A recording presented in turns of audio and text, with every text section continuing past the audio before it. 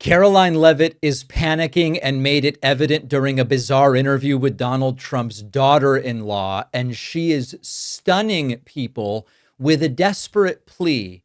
Please keep blaming Joe Biden for everything, even though it's been 550 days since Joe Biden left office. This is really a perfect preview of Republican strategy for the midterms. Blame Biden for everything. And if it happened under Biden, great. If it happened under Trump, also blame Biden. And if it stops working, and this is the interesting part, communism. Just start saying communism, communism, communism, and hope nobody has a follow-up question.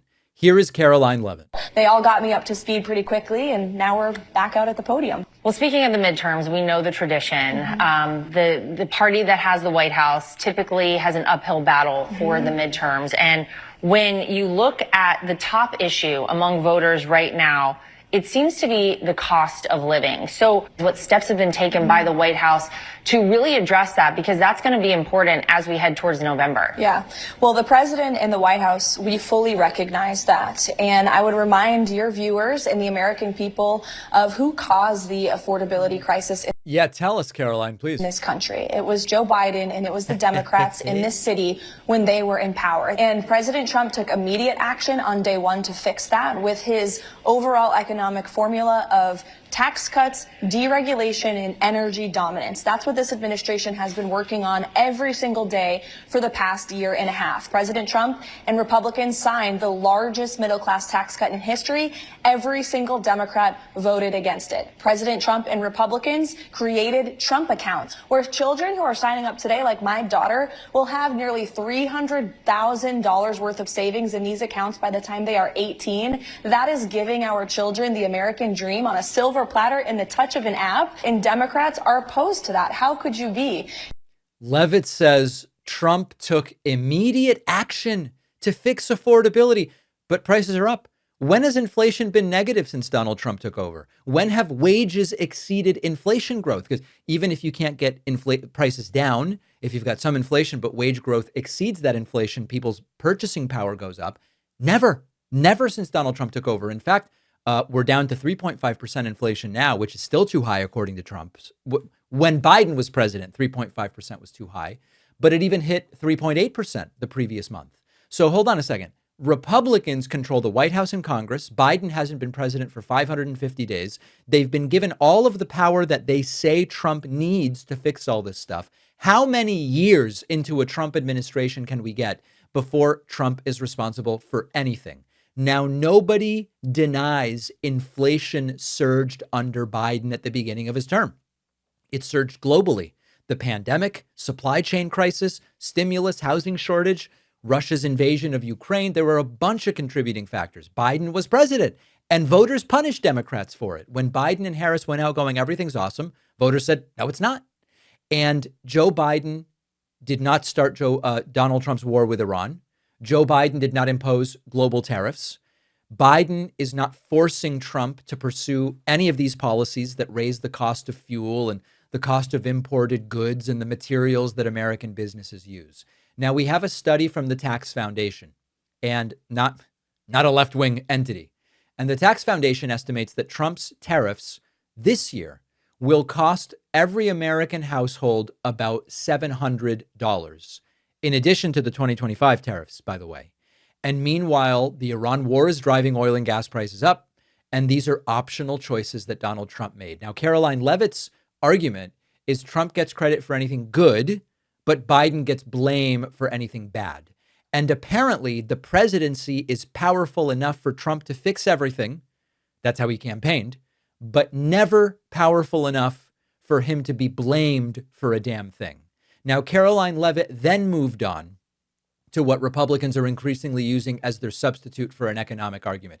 If you can blame Biden, great. If you can talk about communism or our education system, that's cool too. Fox News polling shows that Democrats have a favorable opinion of socialism over capitalism by a large majority, as opposed to Republicans who have, by about 50 points, more favorable view of capitalism over socialism.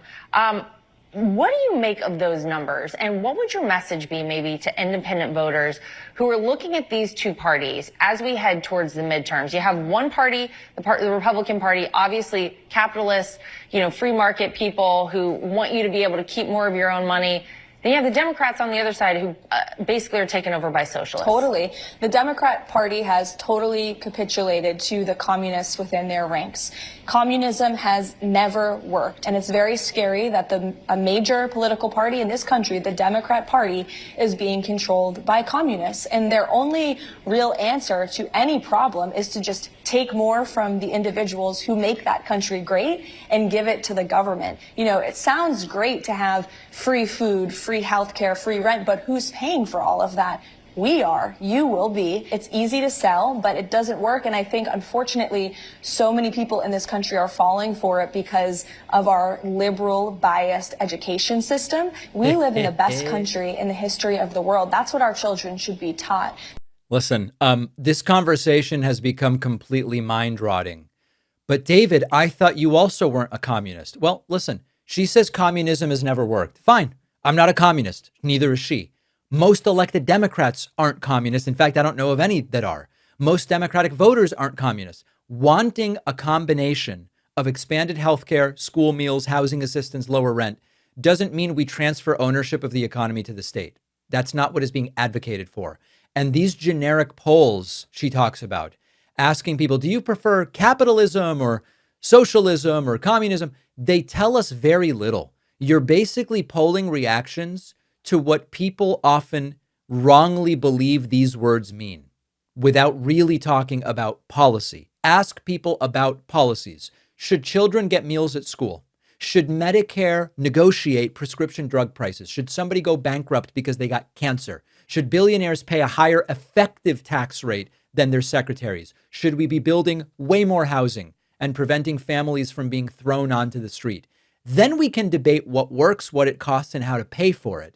But Karoline Leavitt instead invents this fantasy platform of unlimited free food and free rent and free healthcare, calls it communism, and says everybody wants it, and says the education system is to blame for teaching everybody this crap. It's just not what's happening. Finally, she explained why being Trump's press secretary is just so easy.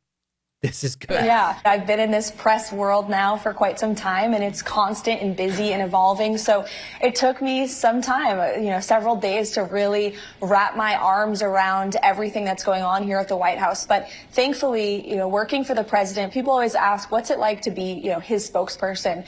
And he makes it. It's so easy because he always tells the truth. Very easy because he just tells you like it is, and he's so accessible, not just to me but to all of his staff here. And so it was a GIF where I was really able to figure out what was going on here in the building, obviously receive briefings from the Secretary of State and our policymakers, our legislative affairs team, what's going on in Capitol Hill. They all got me up to speed pretty quickly, and now we're back out at the podium. Well, Donald Trump may be the single worst example of somebody who just tells it like it is. He lies about elections. He lies about tariffs. He lies about the economy. He lies about crowd sizes. He lies about wars. He lies about how long wars will take. He lies about when we're getting his new healthcare plan. He lies about the deficit. He lies about deals that don't exist. He'll contradict himself within seconds in the same speech and then deny that he did it when anybody calls him on it, which, by the way, his staff very rarely calls him on it. Leavitt's job is easy only in that there is no expectation of consistency. It's not easy because Trump always tells the truth. It's easy because she can say one thing one day and the next thing the next day or the next minute. And as long as she appears to be loyal to Trump, she's not going to get punished and she gets to keep her job. This is the entire midterm message. Trump inherited every problem, created not a single problem, and deserves 2 more years to fix the things Republicans insist he has already fixed and also are Joe Biden's fault anyway. It's incoherent. If voters judge them by what's happened to cost of living instead of by the word communism, these Republicans are going to have a very serious problem. But it depends on us getting out there and voting. And that is exactly what I plan to do. Thanks for watching. Check out another one of our videos and make sure to subscribe so YouTube keeps our content in your feed. And if you prefer audio, subscribe to the podcast on Spotify or Apple.